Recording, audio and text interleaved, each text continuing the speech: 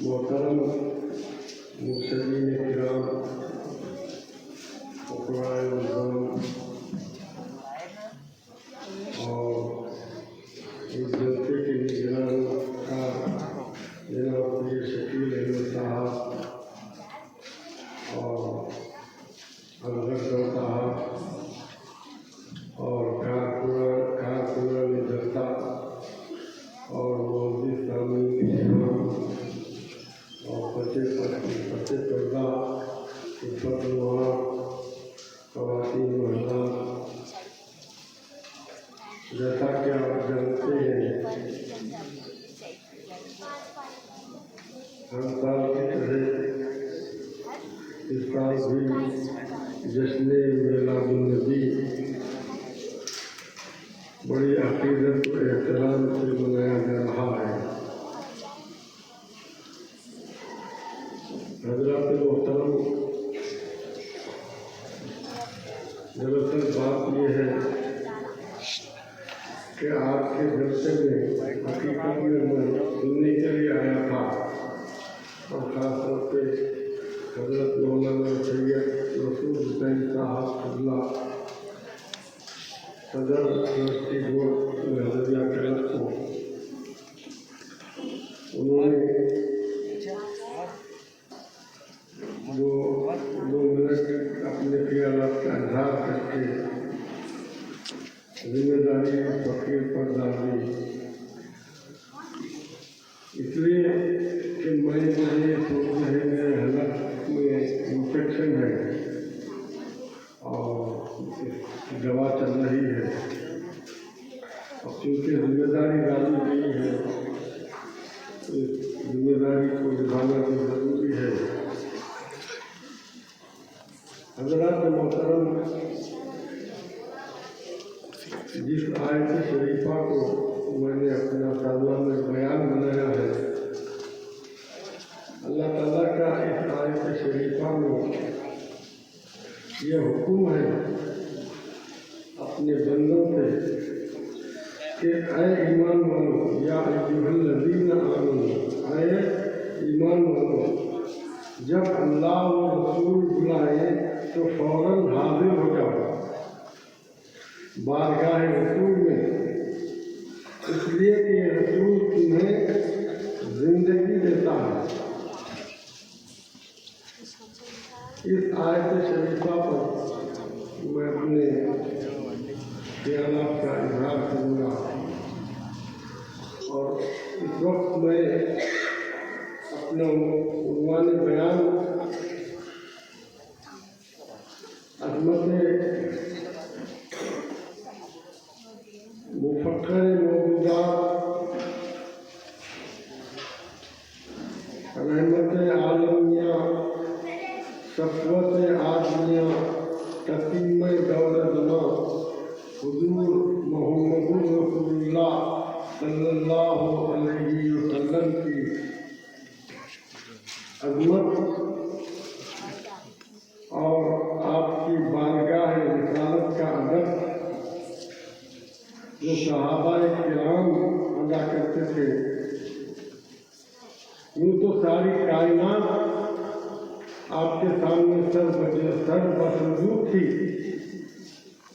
جس کے مختصر واقعات میں مختصراً انداز میں اس لیے بیان کرنا چاہتا ہوں کہ اس وقت جو ٹائم ہو چکا ہے، نہیں چاہتے ہوئے بھی لوگوں کی نظر گھڑی پر پڑ جاتی ہے، تو اس بات کا مجھے احساس ہے، اور اس احساس کو مد نظر رکھتے ہوئے اپنے خیالات کا اظہار کرنا چاہتا ہوں۔ تو حاضرین محترم، اللہ تبارک و تعالیٰ نے اس آیت شریفہ میں وہ حکم دیا ہے کہ اللہ اور اس کا رسول جب بھی بلائیں تو حاضر ہو جائے۔ تو اس کا مطلب یہ ہے کہ آپ کسی بھی حالت میں رہیں، جیسے ہی اللہ کے رسول آپ کو بلائیں آپ حاضر ہو جائیں۔ تو اس آیت شریفہ کے تحت اکثر مفکرین جو ہیں ایک واقعہ لکھتے ہیں، اس واقعے کو سنانے کے بعد کچھ اور صحابہ کرام کا بارگاہ رسالت میں جو ادب و احترام تھا میں اس کو آپ کے سامنے رکھنا چاہوں۔ حضرت حنظلہ رضی اللہ تعالیٰ عنہ حضور اکرم صلی اللہ علیہ وسلم کے ایک نوجوان اصحاب میں آپ کا شمار تھا، اور آپ کی شادی ہوئی تھی اسی دن۔ اچانک رات کے وقت یہ ندا آئی، یہ آواز آئی کہ رسول اللہ صلی اللہ علیہ وسلم نے تمام قوم کو بلایا ہے اور اس وقت جہاد شروع ہو گیا ہے، اس جہاد میں شریک ہونا ہے۔ تو حضرت حنظلہ رضی اللہ تعالیٰ عنہ کی کیفیت اس طرح سے تھی کہ آپ کو پانی نہانے کی عادت تھی۔ آپ نے یہ سوچا کہ اگر میں پانی نہانے میں وقت گزاروں گا تو رسول اللہ صلی اللہ علیہ وسلم کا جو بلاوا ہے اس میں تاخیر ہو جائے گی اور یہ بے ادبی، کمال بے ادبی ہو سکتی ہے۔ تو آپ دیکھیے کہ مقام رسول، مقام رسالت کا جو آداب ہے، ہم کوئی بیان کرنے کے لیے ہمارے پاس کوئی ایسی بات نہیں ہے، چند واقعات ہو سکتے ہیں، مگر ہمارے سے جو پیشرو بزرگان دین نے مقام رسول کا جو ادب بتایا ہے، جس میں حضرت عبدالرحمن جامی ہے، جن کے بارے میں جن کا لقب ہی عاشق رسول تھا۔ حضرت عبدالرحمن جامی فرماتے ہیں، 1000 بار بشوئیں دہن بمشک و گلاب، ہنوز نام تو حسن کمال بے 1000 مرتبہ بھی میں اپنے منہ کو 1000 بار بشوئیں دہن بمشک اور گلاب سے اپنے منہ کو 1000 مرتبہ بھی دھو، اور اس کے بعد حضور کا نام پاک میں اپنی زبان مبارک سے نکالوں، جب بھی یہ کمال بے ادبی ہے۔ تو اب ہم کیا، ہماری حقیقت کیا، ہم کو بہرحال جو بیان کرنے کا مقصد یہی ہے کہ خریدار یوسف میں شامل ہونا چاہتے ہیں۔ تو حضرت حنظلہ رضی اللہ تعالیٰ عنہ اسی حالت میں جنگ میں چلے جاتے ہیں اور اس جنگ میں آپ کو شہادت ہو جاتی ہے۔ تو حضور اکرم صلی اللہ علیہ وسلم اپنے صحابہ سے کہتے ہیں کہ اس میں حنظلہ کی جو لاش ہے اس کو ذہنی نکالو۔ تو جب تمام لاشوں کو ہٹاتے ہوئے جب حنظلہ رضی اللہ تعالیٰ عنہ کی لاش مبارک حضور کے سامنے پیش کرتے ہیں تو حضور اکرم صلی اللہ علیہ وسلم فرماتے ہیں کہ حنظلہ کو جو ہے غسل کی ضرورت تھی، مگر ان کے چہرے پر اور ان کے جسم پر جو پانی کے بوند ہیں یہ فرشتوں نے ان کو غسل دیا ہے۔ تو یہ حضرت حنظلہ کا جو مشہور لقب تھا غسیل الملائکہ، یعنی ملائکہ نے ان کو غسل دیا ہے، حضور نے فرمایا۔ تو آپ اندازہ کیجیے کہ اگر حضرت حنظلہ اپنے گھر میں نہاتے تو اپنے عام پانی سے نہاتے، مگر جب فرشتوں نے ان کو غسل دیا ہے تو وہ سلطبر تھا یا کیا تھا، یا اللہ کا نور تھا، یا ملائکہ ہی جانتے ہیں، رسول اللہ صلی اللہ علیہ وسلم جانتے ہیں اور خود رسول ملائکہ کو جانتے ہیں۔ تو یہ جو ہے ادب تھا دربار رسالت کا، تو حضور اکرم صلی اللہ علیہ وسلم کے آداب کے بارے میں ہم کیا بیان کر سکتے ہیں کہ 1,24,000 آپ کے اصحاب تھے. کسی صحابی نے کوئی ایک صحابی کو بتا دو جس نے رسول کو اپنے جیسا بشر کہا. ایک صحابی کو بتا دو. بلکہ معاملہ یہ تھا جب مکہ کا جو مسئلہ تھا اس میں تو آپس میں تو بات چیت چل رہی تھی تو اس میں سے مشرکین کی طرف سے جو صاحب آئے تھے تو جب جا کے مکے کے مشرکین کو کہتے ہیں کہ محمد کے جو ماننے والے ہیں میں ان کو اس طرح سے دیکھا ہے کہ محمد اگر وہ پانی سے وضو کرتے ہیں تو ان کے چھینٹوں کو زمین پر گرنے نہیں دیتے بلکہ اپنے پیروں پر نہیں مل لیتے ہیں. بلکہ محمد جب تھوکتے ہیں تو آپ کا منہ اپنے چہروں پر لگا لیتے ہیں زمین پر گرنے نہیں دیتے. تو یہ ادب صحابہ کرام کا تھا.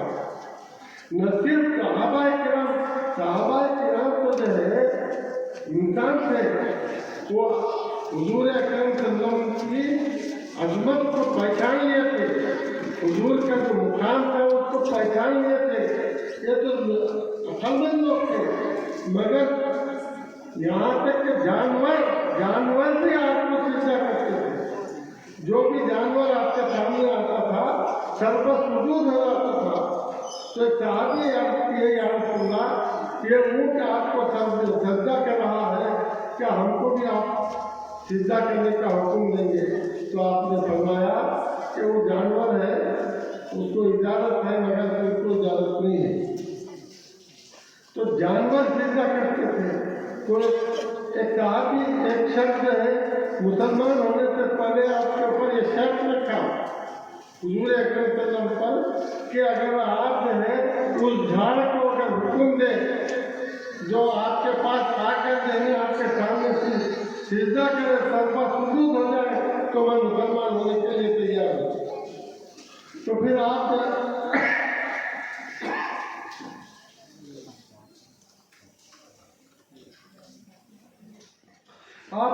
درخت کو دیکھا.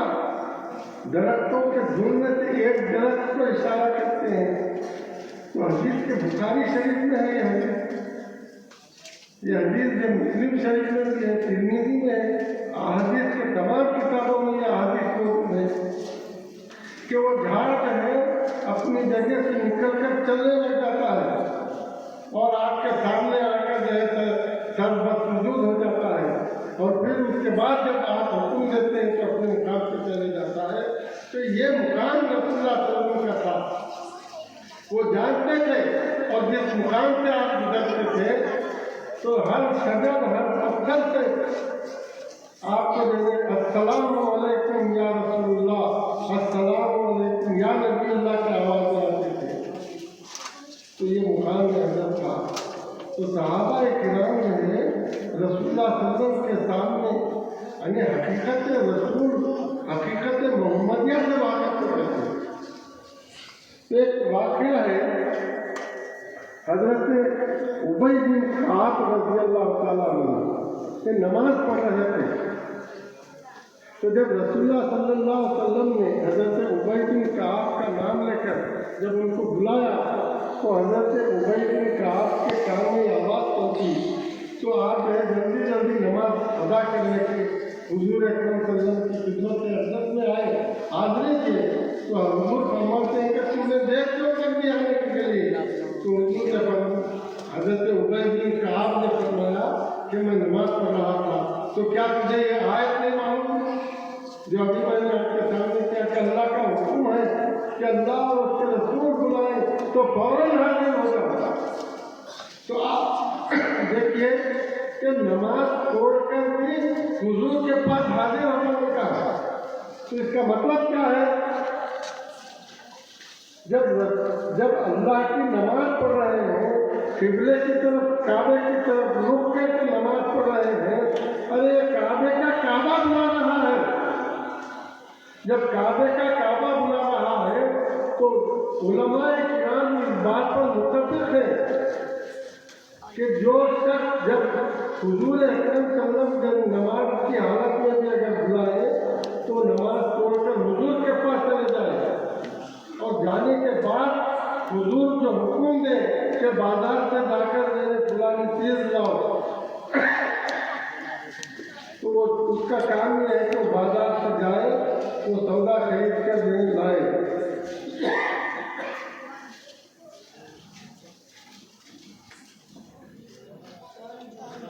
اور لانے کے بعد راستے میں کسی سے بات نہ کرے، شرط یہ ہے کہ وہ کسی سے بات نہ کرے، مگر حضور جو حکم دے حضور کی بات سنے اور حضور سے گفتگو کرے، اور جب حضور کے کام سے فارغ ہو جائے تو انہیں جا کر نہیں نماز پڑھ سکتا ہے۔ اگر ایک رکعت پڑھا ہے تو دوسری رکعت ادا کر لینا،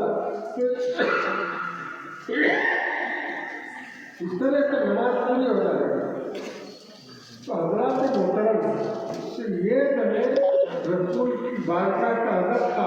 اتنے واقعات ہیں کہ ایک بحر ذخار ہے۔ رسول اللہ صلی اللہ علیہ وسلم کی عظمت ہو یا حضور کی سیرت مبارکہ ہو یا اخلاق ہو یا کسی بھی عنوان پر ہزاروں عنوان ہو، تو اتنا بحر ذخار ہے کہ ایک انسان کی حیثیت نہیں ہے کہ اس کے اوپر کما وہ احاطہ کر سکے۔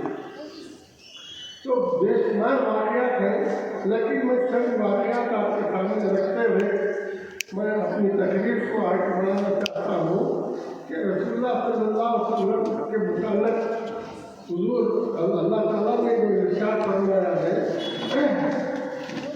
اذا دعاکم، یعنی اللہ اور اس کے رسول تم کو بلائے تو حاضر ہو جاؤ، لما یحییکم، اس لیے کہ یہ زندگی دیتے ہیں۔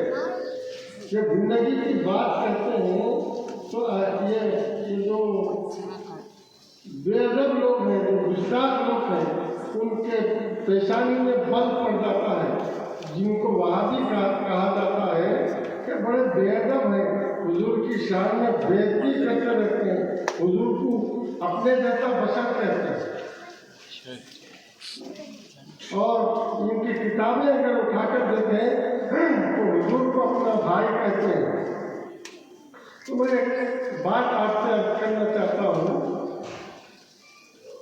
اب احادیث کی کتابیں اٹھا کر دیکھیے کہ بی بی فاطمہ ہو یا حضرت علی کرم اللہ وجہہ کریم ہو یا بی بی عائشہ ہو، بے شمار احادیث ان کے مروی ہیں۔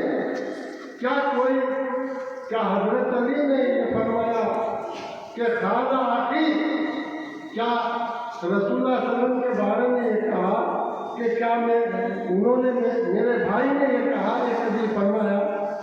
یا بی بی فاطمہ نے خالہ ابھی میرے والد نے یہ فرمایا؟ کبھی اس طرح کے حدیث روایت کیے ہیں؟ یا بی بی عائشہ نے میرے شوہر نے یہ روایت بیان کی ہے؟ تک کبھی کوئی حدیث میں نہیں کی کتاب میں آپ کی اس طرح کی روایت ہوتی ہے۔ مگر جب بھی یہ لوگ حضرت علی ہو یا بی بی عائشہ ہو یا بی بی فاطمہ ہو، خالہ رسول اللہ صلی اللہ علیہ وسلم فرماتے ہیں، ارے جن کے رشتہ دار تھے، جن سے رشتہ تھا، وہ رشتہ بیان نہیں کر رہے ہیں، جن کا کچھ بھی رشتہ نہیں ہے وہ اپنا بھائی کہہ رہے ہیں۔ کیا عجیب بات ہے۔ تو حضرات محترم، تو میں جو ہے یہی کہنا چاہتا ہوں کہ اللہ تعالیٰ یہ فرماتا ہے کہ یہ زندگی دینے والے ہیں، تو زندگی دینے والے ہیں، تو میں وہ آپ کے سامنے وہ واقعہ آپ کے سامنے رکھنا چاہتا ہوں کہ جب موسیٰ علیہ السلام آگے چل رہے ہیں اور ان کا پیچھا فرعون کر رہا تھا، یہ قرآن کا واقعہ ہے۔ قرآن میں اس واقعے کا ذکر ہے کہ موسیٰ اپنا لشکر لے کر جا رہے ہیں، اپنے ساتھیوں کو لے کر جا رہے ہیں، تو ان کا پیچھا کرتے ہوئے فرعون جو ہے ان کے پیچھے جا رہا ہے۔ تو اللہ کا حکم ہوا جبرائیل کو کہ موسیٰ کی مدد کرنے کے لیے۔ تو جب حضرت جبرائیل جا رہے تھے تو حضرت جبرائیل گھوڑے پر سوار تھے تو یہ جب جہاں حضرت جبرائیل کے گھوڑے کی ٹاپ پڑتی تھی اس زمین پہ جو ہے ہریالی اگ جاتی تھی، تو اس ہریالی کو سامنے جو ہے اس گھوڑے کے پاؤں کے نیچے جو ہریالی ہوتی تھی وہ زمین، وہ مچھلی کا ٹکڑے کو اٹھا کر رکھ لیا سامنے، اور مچھلی کو ایک خول بنایا، بچڑا، قرآن میں اس کا ذکر ہے، اور اس بچڑے میں جو پیتل کا تھا یا کوئی اور گھاس کا تھا اس میں وہ جب ڈال دیا تو جو ہے زندہ جو ہے گائے ایک بچڑا ہو گیا۔ تو میں یہ پوچھنا چاہتا ہوں کہ اس بچڑے کو زندگی کس نے دی؟ اس بچڑے کو زندگی کس نے دی؟ تو اس بچڑے کو نہیں، حضرت جبرائیل کے پاؤں کے نیچے کی مٹی بھی نہیں تھی وہ، بلکہ حضرت جبرائیل جس گھوڑے پر سوار تھے اس گھوڑے کے ٹاپ کے نیچے جو دھول تھی اس دھول نے جو ہے ایک بے جان چیز کو جیسے زندہ کر دیا، اور وہ جبرائیل جو رسول اللہ صلی اللہ علیہ وسلم کے قدموں پر پیشانی کیا کرتے تھے، تو وہ حضور کا کیا نام ہوگا؟ تو حضرت مولانا روم فرماتے ہیں الہزارہ جبرائیل اندر بشر، الہزارہ جبرائیل اندر بشر بہر حق سویا غریبہ۔ حضرت مولانا روم فرماتے ہیں ارے اس بشر میں، جس کو لوگ بشر کہتے ہیں، اس بشر میں ہزاروں جبرائیل پنہا ہے۔ جس جبرائیل کے گھوڑے کی ٹاپ میں یہ طاقت ہے تو وہ جبرائیل حضور کے قدموں پر پیشانی ٹیکنے والا ہے، اور حضرت مولانا روم فرماتے ہیں وہ بشر ایسا ہے کہ ہزاروں جبرائیل اس کے اندر ہے۔ تو اے رسول اللہ صلی اللہ علیہ وسلم ان غریبوں پر بھی آپ نظر کرم فرمائیے۔ مولانا روم دعا کر رہے ہیں ہزاروں جبرائیل اندر بشر بہر حق، اللہ کے واسطے بہر حق سوئے غریباں ایک نظر۔ تو حاضرین محترم، ادب کا یہ مقام تھا کہ حضور اکرم صلی اللہ علیہ وسلم کے سامنے نظر اٹھا کر تک بات نہیں کرتے تھے، ادب کا یہ مقام تھا۔ تو میں کیونکہ تھوڑے ادب والوں کا ذکر کیا، کچھ بے ادبوں کا بھی آپ کے سامنے ذکر کر دیتا ہوں، مگر اس زمانے کے بے ادب اس زمانے کے نہیں، اگر اس زمانے کے بے ادبوں کا ذکر کر دوں تو یہ آج کل کے بے ادب بھی سمجھ لیں گے کہ یہ کس مقام پر ہے۔ تو ان بے ادبوں میں بہت بڑا بے ادب تھا، اس وقت کے بے ادبوں میں بہت بڑا بے ادب تھا جس کا نام ولید ابن مغیرہ تھا۔ تو اس نے کہا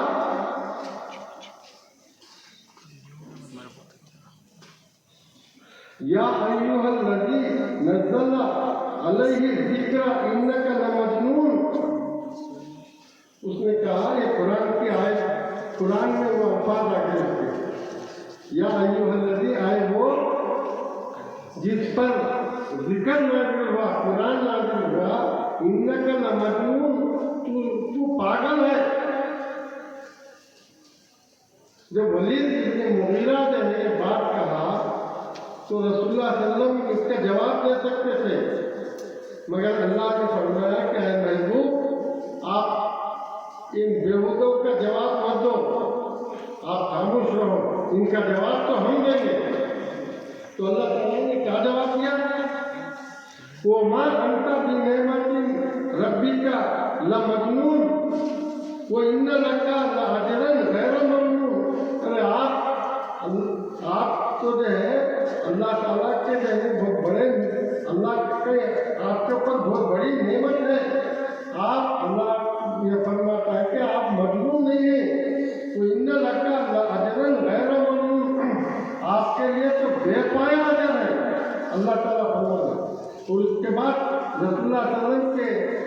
فضائل اللہ تعالیٰ بیان کرتے ہوئے فرماتا ہے کہ انکا لعلی خلق عظیم، آپ کو خلق عظیم پر فائز ہے۔ اللہ تعالیٰ حضور کے خصوصیات بیان کرتے ہوئے اس کے بعد اس بیہودے کا اللہ تعالیٰ جواب دیتا ہے۔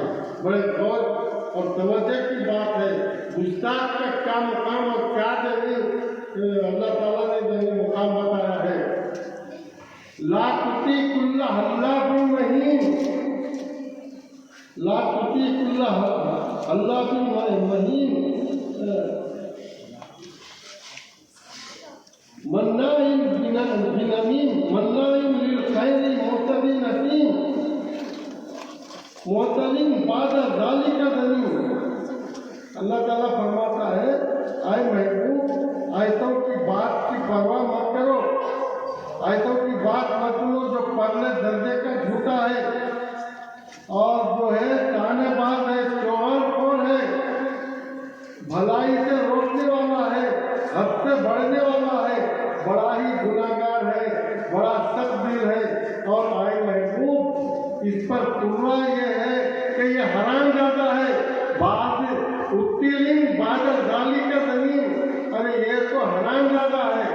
زمین کے معنی لغت میں جا کر اٹھا کر دیکھیے، زمین اس کو کہتے ہیں جس کے باپ کا کچھ پتہ نہ ہو، بعد ذالی کا زمین۔ تو اللہ تعالیٰ یہ فرماتا ہے کہ یہ حرام زادہ ہے۔ تو جب ولید ابن مغیرہ اس بات کو سنتا ہے تو بے تحاشا غصے میں آتا ہے اور اپنی ماں کے پاس آتا ہے اور اپنی ماں کے پاس آ کر یہ کہتا ہے کہ اے ماں، محمد نے میرے 10 باتیں میرے اوپر بتائی، میرے 10 الزام لگائے میرے اوپر، 9 کو تو میں جانتا ہوں میرے میں ہے، 10واں جو عیب ہے صرف تیرے سوا کوئی نہیں جان سکتا۔ اور یاد رکھ میرے ماں کہ محمد جھوٹ نہیں بول سکتے، محمد ایک کافر کہہ رہا ہے، ایک گستاخ یہ کہہ رہا ہے اپنی ماں سے کہ محمد جھوٹ نہیں بول سکتا، اور یہ تو بتانا پڑے گا کہ جو ہے یہ بات کیا ہے۔ تو ماں جو تفصیل بہت ہے، وقت جو ہے کم ہے، میں تفصیل میں نہیں جانا چاہتا۔ تو وہ ماں کہتی ہے کہ تیرا باپ جو ہے کام کا نہیں تھا، نامرد تھا، اور اس کے پاس پیسہ اور بے حساب دولت تھی، مجھے ڈر تھا کہ کہیں اس کے بعد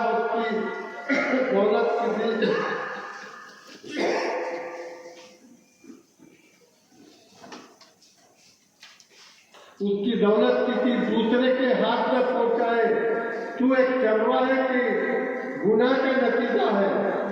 تو دیکھا آپ نے، جو گستاخ ہوتا ہے قرآن سے ثابت ہے وہ حرام زادہ ہوتا ہے، حرام کی اولاد ہوتا ہے۔ تو ہر گستاخ یہ سمجھ لے کہ وہ دینی کون ہے اور اپنی دینی نسل کا پتہ چلا لے، کیونکہ گستاخ یعنی کوئی مومن حضور کی شان میں گستاخی نہیں کر سکتا۔ تو یہ مقام ہے رسول اللہ صلی اللہ علیہ وسلم کا کہ جو گستاخ ہوتا ہے، اور اس میں راز کی بات یہ ہے کہ اللہ تعالیٰ نے رسول اللہ صلی اللہ علیہ وسلم بھی خود جواب دے سکتے تھے، مگر اللہ تعالیٰ نے خود بتایا اس کو۔ تو اس میں بات کیا ہے؟ اس میں بات یہ ہے کہ اے رسول تم مت بولو، ہم اس لیے ہم بولیں گے۔ اور جب اس کو جو ہے بیان کرے کہ 9 تو انہیں جانتا تھا، وہ آیت جو انہیں 9 آیت جو ولید ابن مغیرہ ہی جانتا تھا تو وہ بھی آپ نے بتایا، اور ایک آیت جو اس کی ماں تھی، اس کی ماں جانتی تھی، وہ بھی آپ نے بتایا۔ تو جس سے معلوم یہ ہوا کہ حضور علم غیب بہت اچھی طرح جانتے تھے۔ جو انکار کرتے ہیں علم غیب کا، ان کو ذری چیزیں نہیں، ذرا خیال کرنا چاہیے اس بات پر۔ اور ایک بات میں عرض کرتے ہوئے اپنی تقریر کو مختصر کرنا چاہتا ہوں کہ ایک بے ادبوں میں ایک اور بے ادب تھا، ابو لہب۔ ابو ابو لہب جب رسول اللہ صلی اللہ علیہ وسلم جو ہے بلائے تھے پہاڑ کی چوٹی پر اور اسلام کی حقانیت کو بتانے کے لیے کہ جو ہے لا الہ الا اللہ قولوا لا الہ الا اللہ تفلحوا، یعنی لا الہ الا اللہ کہو فلاح پا جاؤ گے. تو ابو لہب نے کہا تجھے تباہ لگا، تجھ کو اللہ جو ہے غارت کرے ہلاک کرے کہ کیا تو اسی لیے ہم سب کو جمع کیا تھا. تو یہ بات اللہ کو بڑی ناگوار گزری. ابو لہب تو ایک مرتبہ کہا مگر اللہ تعالیٰ نے پورا سورہ نازل کر دیا. تبت یدا ابی لہب وتب ما اغنی عنہ مالہ وما کسب، یعنی ابو لہب کے ہاتھ کٹ گئے، اس کی بیوی ام جمیل کے بھی ہاتھ کٹ گئے تو اس کے اوپر لعنت اللہ تعالیٰ نے بھیجی. ابو لہب کو ایک بار میں نے کہا تھا رسول اللہ صلی اللہ علیہ وسلم، مگر آج 1400 سال سے ہر نمازی ابو لہب پر لعنت بھیجتا ہے اور قیامت تک اس کے اوپر لعنت دینے جاتی رہے گی.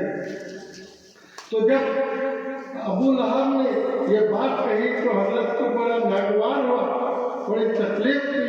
تو حضور اکرم صلی اللہ علیہ وسلم نے اللہ سے یہ دعا کی کہ اے اللہ تیرے کتوں میں سے ایک کتا نے جب ہوا یہ کہ اس کے بعد ابو لہب نے اپنے بیٹوں سے کہا، جب رسول اللہ صلی اللہ علیہ وسلم کی دونوں بیٹیاں جو ہیں ابو لہب کی دونوں بیٹوں کو دیے تھے، ایک حضرت رقیہ ایک حضرت ام کلثوم، ایک کا نام تھا عتبہ اور ایک کا نام تھا عتیبہ. تو ابو لہب نے کہا کہ محمد کے دونوں بیٹیوں کو طلاق دے دو، اگر تم طلاق نہیں دیں گے تو میں تم کو اپنی میراث سے محروم کر دوں گا. تو عتیبہ جو ہے آ کے رسول اللہ صلی اللہ علیہ وسلم سے عاجزی کرتا ہے اور آپ سے معذرت چاہتا ہے کہ میرا باپ جو ہے اتنا جو ہے مجھے مجبور کر رہا ہے، لہذا میں معافی چاہتا ہوں، میں آپ کی دفتر کو چھوڑنے پر مجبور ہوں. تو دوسرا عتبہ جو ہے بڑی بے حکمی سے بڑے بدتمیزی کے ساتھ رسول اللہ صلی اللہ علیہ وسلم کی بیٹی کو طلاق دیتا ہے. تو اللہ حضور اکرم کو یہ بڑی بات ناراضگی کی ہوتی ہے. تو حضور سے دعا کرتے ہیں اے اللہ تیرے کتوں میں سے کتے کو اس عتبہ پر مسلط کروا دے. بڑے غور کی بات ہے، توجہ کی بات ہے کہ جب ابو لہب کو یہ بات معلوم ہوتی ہے تو بے انتہا پریشان ہو جاتا ہے اور بے چین و بے قرار ہوتا ہے اور لوگوں سے کہتا ہے کہ محمد کی بددعا میرے بیٹے کے پیچھے پڑ گئی ہے، اب میرے بیٹے کو کوئی نہیں بتا سکتا. تو ہر طریقے سے اپنے بیٹے کا خیال رکھنے لگتا ہے. تو جب جو ہے ایک مرتبہ ایسا آتا ہے کہ ملک کے شام کو ایک قافلہ جانا ضروری تھا تجارت کے لیے، یہ بڑا مالدار تھا، تو اپنے بیٹے کو جو ہے اس قافلے کے ساتھ بھیجتا ہے اور ان قافلے والوں میں جو تمام کے تمام اس کے ملازمین تھے وہ ان کو تاکید کرتا ہے کہ دیکھو محمد کی بددعا اس کے پیچھے ہے، تم اس کا خیال رکھنا. اب میں ایک بات عرض کرنا چاہتا ہوں، ایک کافر محمد کے اختیار کو جان رہا ہے، ایک کافر محمد کے اختیار کو مان رہا ہے، مگر یہ کلمہ کو کہتے ہیں جو محمد کو بے اختیار کہتے ہیں.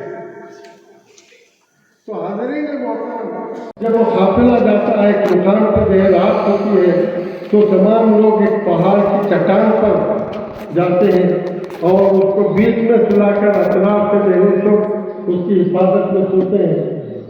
تو ایک شیر آتا ہے، وہ شیر آ کے تمام جو ہے کافروں کے منہ کی بو سنتا ہے اور اندر جا کے جو ہے عتبہ کی منہ کی بو سنتا ہے، اس کے بعد چیر پھاڑ کر جو ہے اس کو چلا جاتا ہے.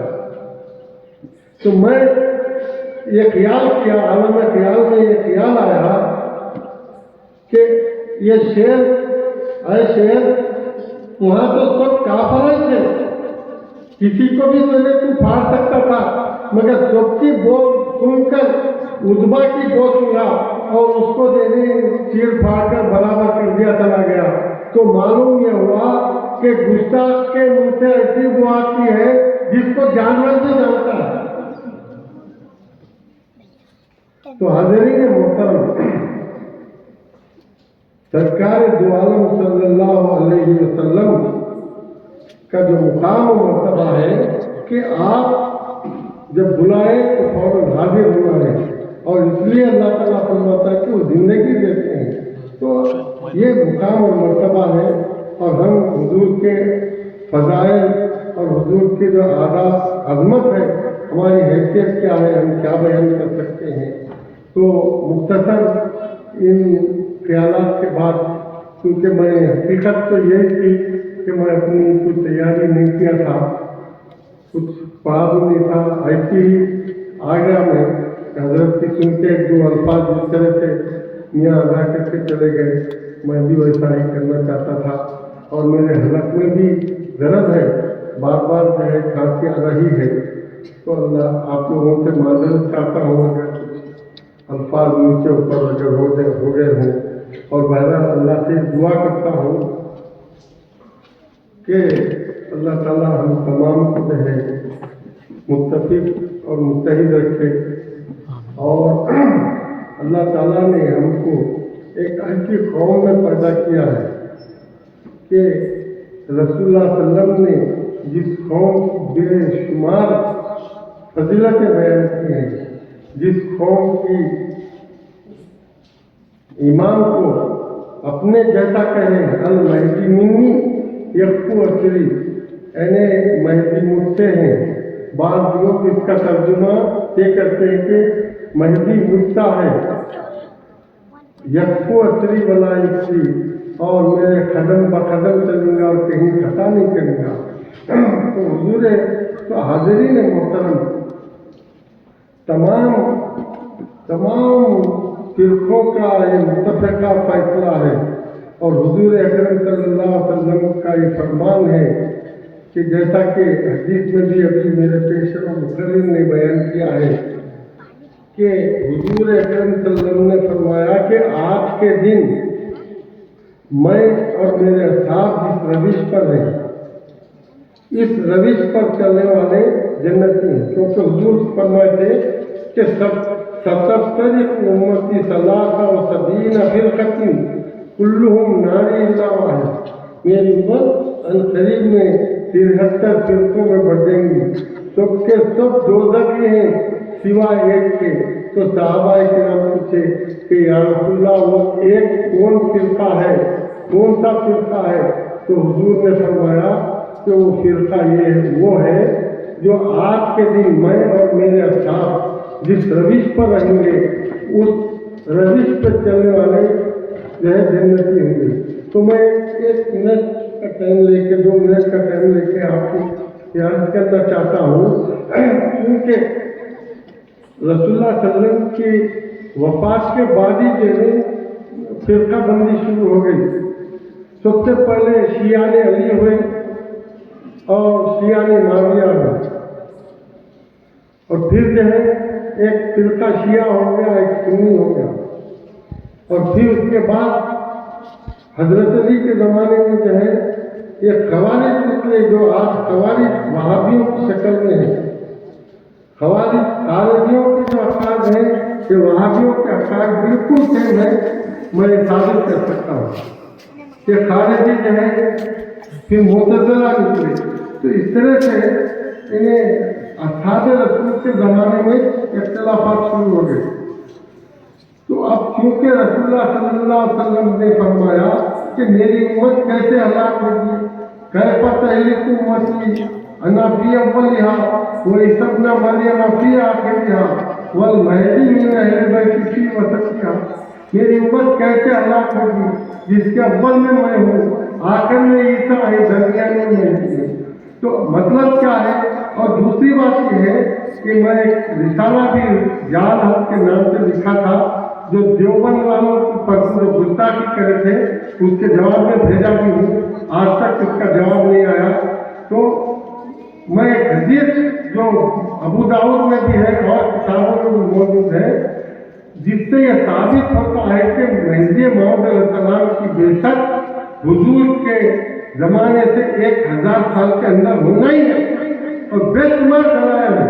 मगर एक हदीस में आपको सुनाना चाहता हूँ, हुजूर फरमाए कि मेरी उम्मत की बका अगर नेकी पर रहेंगी तो 1000 साल है और ये बदी पर रहेंगी तो 500 साल में हलाक कर देंगे। ये हदीस है और इसकी तशरीह लमात शरह मिशकात के मुहद्दिस देहलवी ने लिखी है। तो मतलब ये है कि उम्मत जो है कम से कम 500 साल में हलाक कर देंगी, यानी जो रसूलुल्लाह सल्लल्लाहु अलैहि वसल्लम ने जो दीन पेश किया था वो दीन से हट जाएंगे और अगर ज्यादा से ज्यादा ये होगी तो जो है 1000 साल तक। फिर हुजूर ने जो है इस हदीस की कड़ी को इस तरह जोड़ दिया कि मेरी उम्मत कैसे हलाक होगी, जिसके अव्वल में मैं हूँ, दरमियान में महदी है, ईसा आखिर में है। तो मतलब यह हुआ कि 1000 साल के अंदर महदी मौऊद अलैहिस्सलाम का आना लाज़िमात से था। जिस तरह महदी का औलाद फातिमा से होना शर्त महदियत है, इसी तरह महदी का 10वीं सदी हिजरी के अंदर आना शर्त महदियत है। तो मेरे हाज़रीन किराम, महदी मौऊद अलैहिस्सलाम क्योंकि खलीफतुल्लाह है, जो भी बात आप हुक्म देते हैं वो अल्लाह के हुक्म से देते हैं। तो आपने ये दावा किया कि किसी ने आज तक रसूलुल्लाह सल्लल्लाहु अलैहि वसल्लम के असहाब ने भी ये दावा नहीं किया, किसी ने नहीं किया कि आपने फरमाया कि मज़हब मा किताबुल्लाह वो इत्तिबाए मोहम्मद रसूलुल्लाह, मेरा मज़हब अल्लाह की किताब है और मोहम्मद रसूलुल्लाह की इत्तिबा है। तो जैसा कि हुजूर ने फरमाया मेरे कदम ब कदम चलूंगा और खता नहीं करूंगा, तो मतलब ये है कि जो हुजूर का जो अमल था वो आप वही के जरिए से इंजानिबुल्लाह देखेंगे कि रसूलुल्लाह सल्लल्लाहु अलैहि वसल्लम ने क्या अमल किया था। तो हुजूर महदी मौऊद अलैहिस्सलाम से लोगों ने पूछा कि आपका मजहब क्या है, तो आपने फरमाया मेरा मजहब रफ्तार रसूल है और तुम्हारा मजहब गुफ्तार रसूल है। तो हुजूर का जो अमल है हमारा मजहब है, तो हमारा मजहब क्या है, हालियत पर है और यही हक है। और इसके ऊपर आप लोग महदी मौऊद अलैहिस्सलाम के सदक़े में इस मुकाम पर जो तस्दीक शुदा है, तो इससे बढ़ के कोई नेमत नहीं हो सकती। इस पे कायम रहो क्योंकि ये बहुत बड़ी नेमत है, क्योंकि दुनिया में भी तुम लेने सुकून से रहेंगे और आखिरत में भी सुकून से रहेंगे। और एक बात यह है कि जैसा कि अभी हजरत साहब ने फरमाया कि अपने दायरों के ताल्लुक से जो गलत जो है प्रोपेगेंडा किया जा रहा है, तो एक शरंगेजी है और वो शरंगेजी इन्हें हमारे दायरों को बदनाम करने की कोशिश है। मगर मैं ये कहना चाहता हूँ, हुजूर अकरम सल्लल्लाहु अलैहि वसल्लम ने फरमाया अदफिनु मौताकुम वस्तक़ौमिन सालिहीन लियन्नल मय्यता यतअज़्ज़ा कमा यतअज़्ज़ल हय्यु मिन जानिसिही। अपने मौताओं को नेक और सालिहीन के बीच में दफनाओ, क्योंकि मैयत को भी बुरे पड़ोसी से इज़ा होती है जैसा कि जिन्नों को बुरे पड़ोसी से होती है। तो हाज़रीन मोहतरम, हम महदवियों का ये तरीका है, ये महदवी अपने ऊपर लाजिम और मलज़ूम समझता है। दुनिया के किसी कोने में भी वो गुजर जाए तो वो अपने दायरों में आके दफन होना चाहता है। उसकी वजह ये है कि ये जो बुजुर्गान दीन है ये अल्लाह के दीदार में रहते थे। लाखों फरिश्ते इन मुकामात पर जिन्हें हाजिर होते हैं, तो इसीलिए जहाँ बुजुर्गान दीन मदफून है उनके ज़ेर साया दफन होने में हमारे पूरी जहनी हमको उसका फायदा पहुँचता है। अगर हमें कुछ कामियाँ है तो अल्लाह के फजलो करम से, वो बुजुर्ग के सदक़े से अल्लाह ताला हमसे भी रहमत फरमाता है। तो हमारे महदियों का ये अकीदा है कि हमारा जो महदियों का जो अकीदा है बार बराबर भी कुरान और हदीस से हट कर नहीं है। अगर किसी में दम है तो कौन सी चीज जो कुरान और हदीस के खिलाफ है बता दे, जिसका हम जवाब नहीं दे सके आज तक। तो हाज़रीन मोहतरम, अल्लाह ताला से दुआ है कि अल्लाह ताला अपन उनको अपने एतकाद पर कायम रखे, अपने ईमान पर कायम रखे। एक दिन दुनिया से जाना है, लिहाजा मैं अल्लाह से दुआ करूँ अल्लाह ताला आप लोगों के हर दुनिया की जो मुश्किलात है हल फरमाए, और ये जो पानिया में जलता है अल्लाह ताला इनकी ख्यालात को और मजबूत करे, और इनको जो है अल्लाह मदद फरमाए कि रसूलुल्लाह सल्लल्लाहु अलैहि वसल्लम के मेलाद का जलसा मना रहे हैं, इसमें रसूलुल्लाह सल्लल्लाहु अलैहि वसल्लम की यकीनन रूह मुबारक आती है, हमारा ईमान है।